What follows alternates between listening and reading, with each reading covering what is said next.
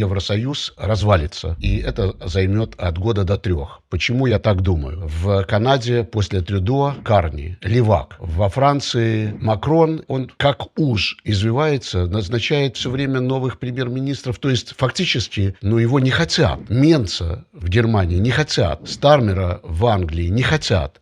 Но там есть надстройка, этот Евросоюз, прогнивший от бюрократии, и поэтому страны, которые входят в Евросоюз, они могут принимать внутри, но когда это политика всего Евросоюза, некоторые страны против этого и ничего не могут сделать. То есть у меня ощущение, что скоро жители всех этих левацких, где там левацкие премьер-министры, президенты, будут стоять также в очереди, как в Альберте, в Калгари, и будут какие-то начинаться движения против того, чтобы эти люди управляли страной. Но они зацепились за власть, и их выковырять оттуда очень тяжело. Времена тяжелые, но потом будет лучше. Детям и внукам будет лучше. Но сейчас надо это пройти.